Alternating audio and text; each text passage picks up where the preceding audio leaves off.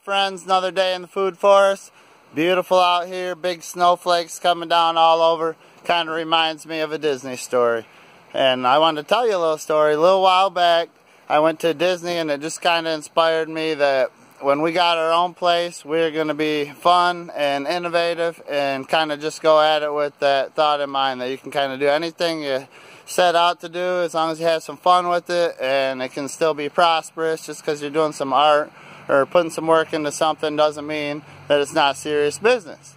So, with serious business in mind, but yet having a ton of fun, we're going to take you on our imaginary little walk through here, which what we want to make real in the future.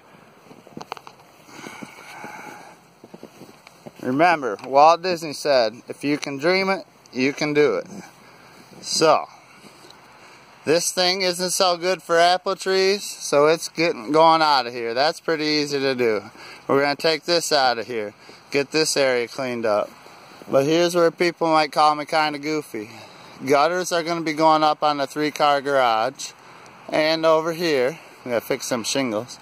We're going to have a little water spout coming down and hold our water off the roof over here, which will be nice because it's right by the gardens. But the goofy part is going to be the part that comes from this central release point on the gutters over the shed through a pipe. And remember, you got to imagine with me here.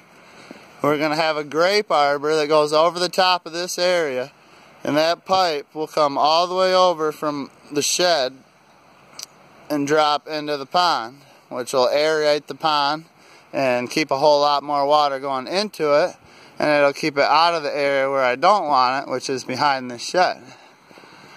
So, another little imagination in the future, but not too far away deal, is this pond and the area that gets muddy around the top when it's not always filled with water.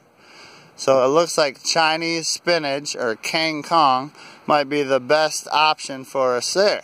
And that'll grow all around the edge of the pond. We'll do our little walkway that will stay wood chips, and everything on the inside of where we're walking right now will end up being Kang Kong, which should be good to sell at the market or just to eat. It's another superfood that we can add to the menu.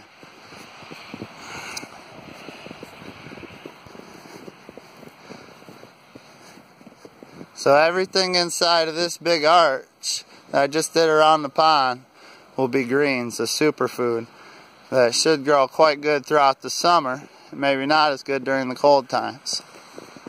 There will be walking paths out between the trees, so hopefully we're maximizing as much of the gardening as we can and the least amount of walking on it as we can do. This whole row will be berries over here. That's already started, as you can see, and we're going to multiply them. We're going to prune off the top, which will help more lateral growth and more berries. And then after that, we'll take them clippings and put more plants in the ground. In the future, we'll also be selling them. So as we go, a lot more stuff becomes a little more business-like, and it'll be already good for the family, but we'll be going more business-like over the years. There's our big pile of wood chips covered in snow. That's a blessing. Gotta love that. Do we have any more eccentric ideas? I don't know. I'm debating, do we put a bridge over the pond? But we might have to wait a little while for that one. Okay, here's another one of my eccentric ideas I can show you. Not the cat, but that always makes for interesting viewing. What's Tippy doing in the snow? I'm telling a story. So this little guy out here hasn't been mentioned yet, but this is a mulberry tree. And this area back here is a little higher on the property, and this is going to be a permanent chicken coop that's permanent fenced in. And that mulberry tree plus some grapes will be interweaved all throughout the fencing. So as they drop their berries and grapes every year, the chickens will have food that's fresh, organic, and we don't have to do anything to get it. And also, mulberry leaves are edible. I'll have to do my research to see if the grapes are. But then what happens is the chickens are going to drop their droppings in this area, and when the rain comes down, this whole farm field and this whole area behind is going to filter the water through this area in the deep wood chips, and it's going to go right through our system where we're growing food over here, and it's going to make it all the way back to the lake.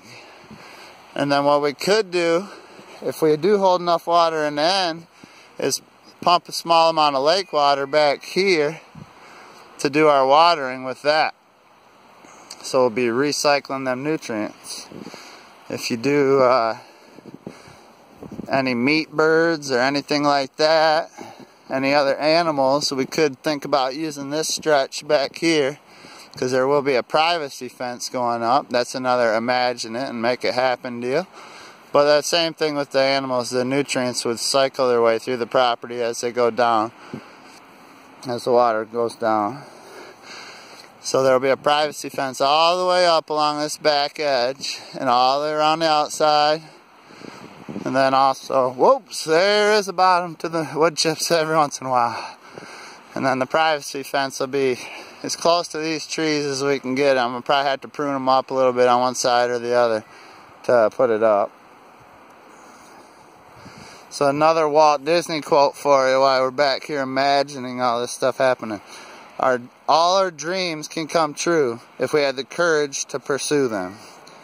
That's so often true. You just got to do it. You just got to get up, get moving, and do it. I could have sat inside on this wonderful snowy day out here. It's beautiful though. Why not come out with the cat and see what's going on out here? It's beautiful. Reminds you of something Walt Disney might think of. A little Snow White movie maybe.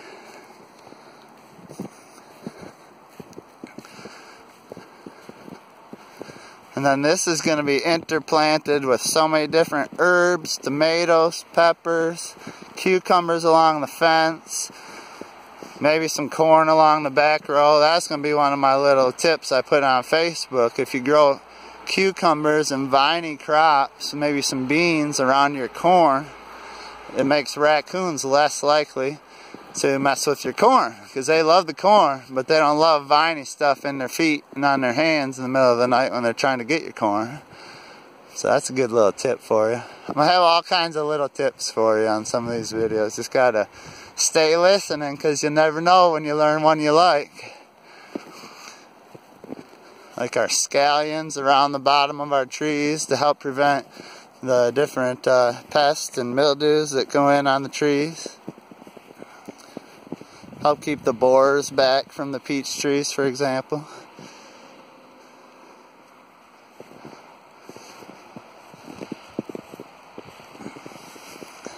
It's just a beautiful day to take a walk around the property. Good thing about the snow is you can see what kind of creatures have been out here thinking about eating your trees. So this just looks like cat prints. We don't mind that. When we find the deer leading right up to it, a little apple tree, the poor things, that's what we worry about. So yeah, ton of different stuff to do out here. Lots of additions will be going in. I like to have some fun with it when you talk about imagining stuff and doing things differently. We're going to grow something called pluots, which are, well, we're going to try, we'll put it that way. We're imagining it, we'll see if we can make it happen. They're 70% plum, 30% apricot. They'll stay on the tree for up to a month, so you can pick them kind of whenever you want once they're ripe.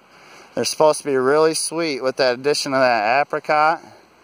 Let's see if I know the name here. I think it's King